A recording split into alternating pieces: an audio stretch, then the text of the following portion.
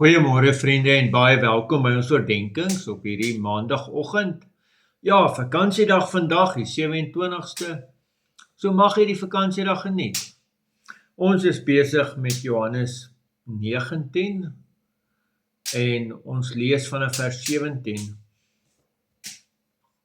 Jesus het self die kruis gedra en het uitgegaan na die sogenaamde Kopbeenplek, in Hebreëus Golgotha genoem. Daar het hulle hom gekruisig en saam met twee ander, een aan elke kant, met Jesus in die middel. Pilatus het ook 'n kennisgewing laat skryf en dit aan die kruis vasgeheg. Daarop het geskryf gestaan, Jesus, die Nasareëner, die koning van die Jode. Baie van die Jode het hierdie kennisgewing gelees, omdat die plek waar Jesus gekruisig is naby die stad geleë was. Dit was geskryf in Hebreëus, Latyn en Grieks. Die leierpriesters van die Jode sê toe vir Pilatus, moenie skryf die koning van die Jode nie, maar dat hierdie man gesê het, ek is koning van die Jode. Pilatus het geantwoord, wat ek geskryf het ek geskryf. Toe die soldate Jesus gekruisig het hulle sy bookleed geneem en dit in 4 dele verdeel, vir elke soldatedeel en so ook sy onderkleed. Maar die onderkleed was naadloos, van bo tot onder aan een geweef. Hulle sê toe vir mekaar, laat ons dit nie skeur nie, maar loot wie dit moet kry, sodat die skrif vervul sou word wat sê, hulle het my boklede onder mekaar gedeel, en oor my klere het hulle die lot gewerp. Dit is wat die soldate toe gedoen het.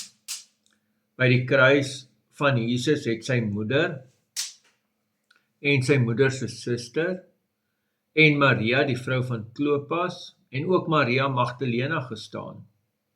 Toe Jesus sy moeder sien, as ook die disipel vir wie hy lief was, wat by haar staan, sê hy vir sy moeder, vrou, kyk, daar is die seun. Daarna sê hy vir sy disipel, kyk, daar is jou moeder. En van daardie oomblik af het die disipel haar in sy huis geneem.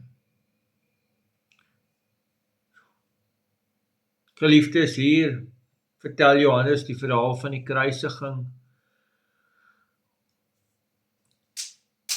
En wat Johannes vertel is die passie van Jesus.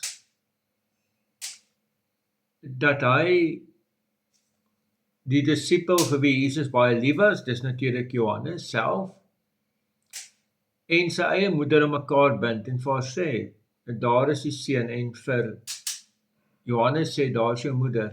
En dan doen Johannes dit, van daardie oomblik af het hy haar in sy huis geneem. Dis natuurlik ongelooflik dat Jesus daar selfs aan die kruis nie aan homself dink nie, maar aan die mense wat daar staan rondom die kruis.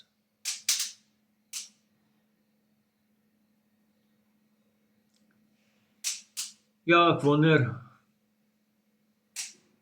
wat moet gebeur dat ons ook kan regkry om van onsself en ons eie pyn en ons eie smart weg te kyk en die nood van ander raak te sien. Amen. Here almagtige God, baie dankie ook vir hierdie teksgedeelte. Ja, Here, ons bid en ons vra dat U ook hierdie gedeelte in ons harte sal seën, in die naam van ons Here Jesus Christus. Amen. Vriende, mag jy 'n baie mooi en 'n baie geseënde dag hê. Totsiens.